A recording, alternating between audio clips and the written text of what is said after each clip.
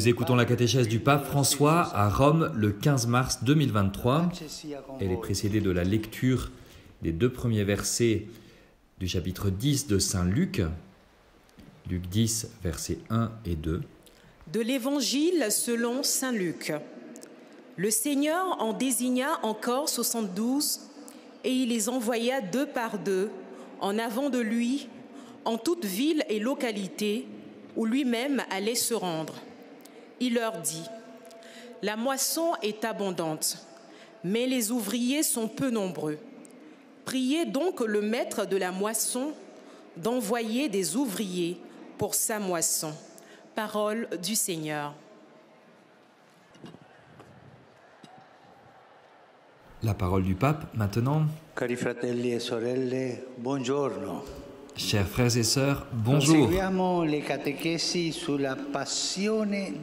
Nous poursuivons nos catéchèses sur la passion d'évangéliser. Non seulement sur évangéliser, mais sur la passion d'évangéliser. Et à l'école du Concile Vatican II, nous cherchons à mieux comprendre ce que veut dire d'être des apôtres aujourd'hui. Le mot « apôtre » nous fait penser au groupe des 12 disciples choisis par Jésus. Et parfois, nous appelons apôtres tel ou tel saint, ou plus généralement les évêques. Ce sont des apôtres car ils sont institués au nom de Jésus.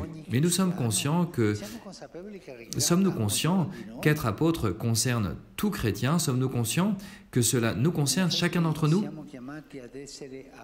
En effet, nous sommes appelés à être apôtres, c'est-à-dire envoyés, dans une église que dans le credo nous professons comme apostolique.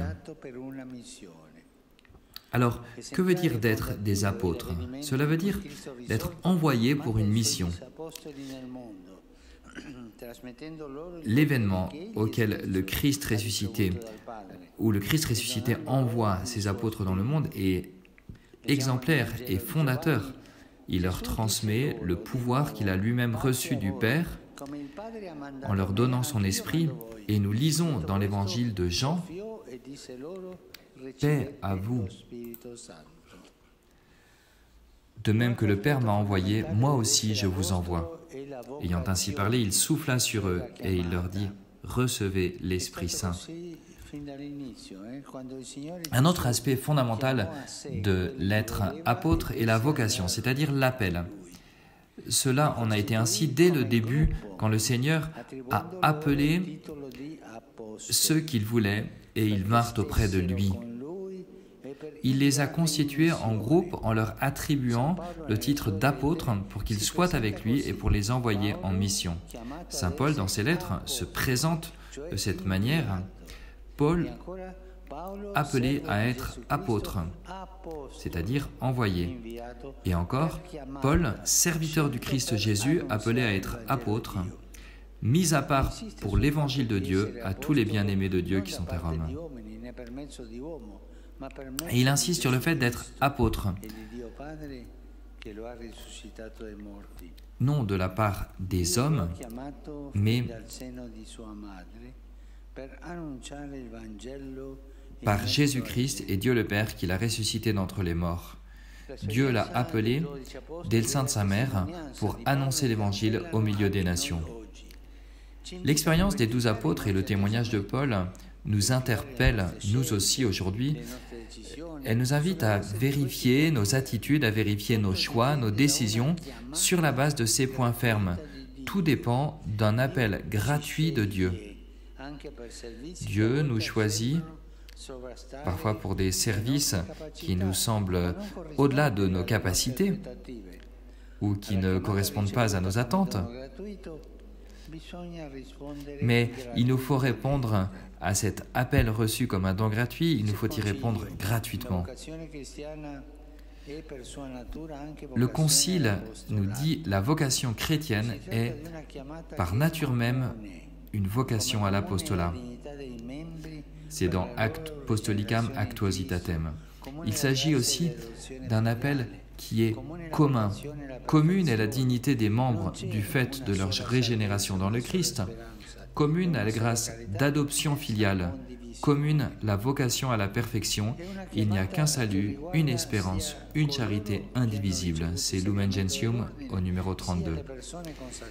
C'est un appel qui concerne que ce soit ceux qui ont reçu le sacrement de l'ordre, que ce soit les personnes consacrées, que ce soit également chaque fidèle laïc, homme ou femme. Un appel adressé à tous. Toi, le trésor que tu as reçu avec ta vocation chrétienne, tu es contraint à le donner.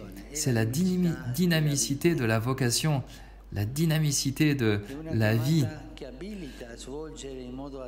C'est un appel qui nous rend capables de développer de manière active et créative notre propre mission apostolique dans le sein d'une Église où, nous dit Apostolicam Actuositatem, il y a une diversité de ministères mais unité de mission.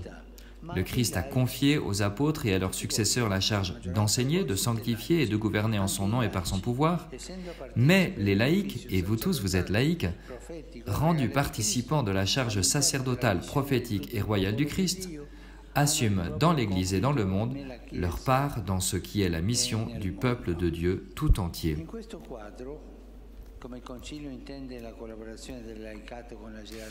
Dans ce cadre donc, comment le Concile comprend-il la collaboration entre le laïcat et la hiérarchie? Comment la comprend-il?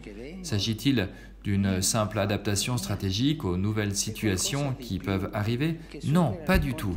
Il y a quelque chose de plus qui dépasse les contingences du moment et qui maintient sa valeur propre pour nous aussi. L'Église est ainsi, elle est apostolique. Dans le cadre de l'unité de la mission, la diversité des charismes et des ministères ne doit pas donner place à l'intérieur du corps ecclésial à des catégories privilégiées. Là, il n'y a pas de promotion. Et quand tu conçois la vie chrétienne comme une promotion, comme si celui qui est au-dessus commande les autres parce qu'il a réussi à grimper, cela n'est pas le christianisme, cela c'est du paganisme pur. La vocation chrétienne n'est pas une promotion pour monter, non, c'est autre chose. Et c'est une grande chose, parce que, et c'est Lumen Gentium qui nous le dit au numéro 32, même si certains, par la volonté du Christ, sont institués docteurs, dispensateurs des mystères et pasteurs pour le bien des autres, peut-être de manière importante, cependant, quant à la dignité et à l'activité commune à tous les fidèles dans l'édification du corps du Christ, il règne entre tous une véritable égalité. Alors, qui a plus de dignité dans l'Église? L'évêque, le prêtre? Non. Nous sommes tous chrétiens au service des autres. Qui est plus important dans l'Église? La religieuse, ou bien la personne commune, baptisée, l'enfant, l'évêque? Tous sont égaux, nous sommes égaux, et quand une des parties se croit plus importante que les autres, quand elle lève un peu comme ça le nez, et non, elle se trompe. Cela n'est pas la vocation de Jésus. La vocation que Jésus donne à tous, mais aussi à ceux qui occupent peut-être des postes plus élevés, la vocation commune donc est le service, servir les autres, t'humilier. Si tu rencontres une personne qui dans l'Église a une vocation plus haute et que tu trouves qu'elle est vaniteuse, alors dis « Oh le pauvre !» Prie pour lui parce qu'il n'a pas compris ce qu'est la vocation de Dieu. La vocation de Dieu est adoration du Père, amour de la communauté et service. Voilà ce que c'est d'être apôtre. Voilà le témoignage des apôtres. La question de l'égalité en dignité nous demande de repenser de nombreux aspects de nos relations qui sont décisifs pour l'évangélisation. Par exemple, sommes-nous conscients du fait que par nos paroles, nous pouvons blesser la dignité des personnes? Nous pouvons endommager les relations à l'intérieur de l'Église, alors que nous essayons de dialoguer avec le monde. savons-nous également dialoguer entre nous chrétiens, croyants? Ou bien dans une paroisse, il y en a un contre une autre, il y en a un qui critique l'autre pour grimper un peu plus haut? Savons-nous écouter pour comprendre les raisons de l'autre? Ou bien est-ce que nous nous imposons avec des paroles un peu hautaines?